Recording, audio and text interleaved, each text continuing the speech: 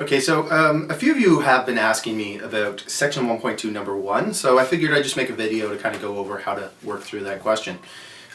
So the question gives us a function, an equation for the function, and they want us to find the instantaneous rate of change when x equals 7 using the preceding and following method. Okay, so preceding and following. So we're talking about 7. So what we could do is we could do 6 to 7, followed by 7 to 8. Now, if you've been working through the homework, you've noticed that some of your answers probably aren't matching the answers that are done in the solutions. That's because sometimes you're picking too large of an interval. The question is just asking for an estimate. So the solution that you have isn't necessarily wrong. It's an estimate, and you have some math to back it up. That doesn't make it the most accurate estimate in the world, but there is a mathematical process and it is an estimate. So when you're working through an evaluation, be it an assignment or even on the final exam, we're not necessarily looking for an exact number. We're looking that your mathematical process is accurate and that you've done everything correctly. So when you're doing preceding and following, you just have to pick the same width. So notice how this is a width of 1 and a width of 1. That's what we're looking for. You could do 6.5 to 7 and then 7 to 7.5.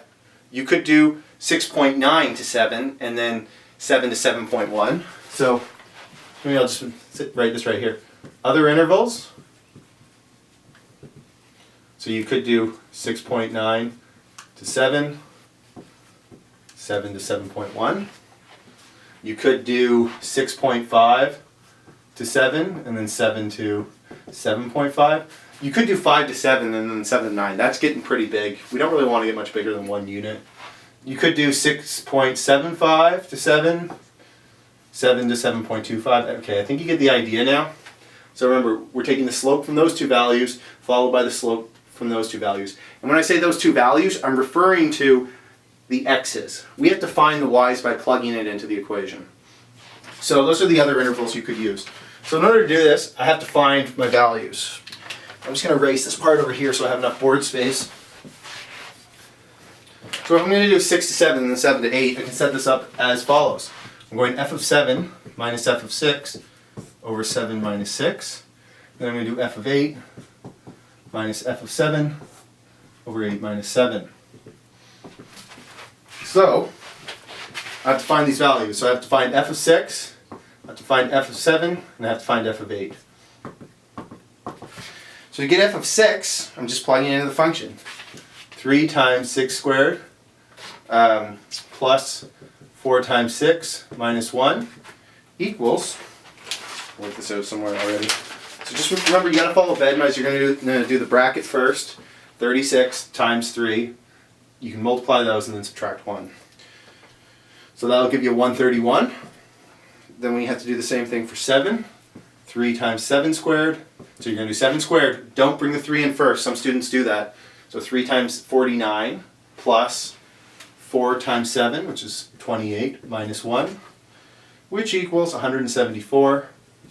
And then lastly here, we're going to do f of 8, which is 3 times 8 squared plus 4 times 8 minus 1, which equals 223. Okay, so now I can plug these values in. So f of 7 is 174 minus f of 6, which is 131 over 1, which equals 43.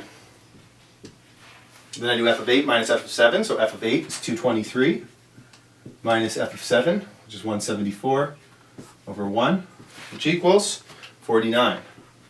Lastly, we take the average of these two. So we go 43 plus 49 divided by 2, which equals 46. Like so. That's all there is to it. So now, if this was a word problem and they gave us units, we have to incorporate those units into it, into the equation, but there are no units, so you can just write 46. Hopefully this is making sense. If it's not, comment in the thread and let me know where you're scuffling or where you're struggling, and I'll do what I can to help.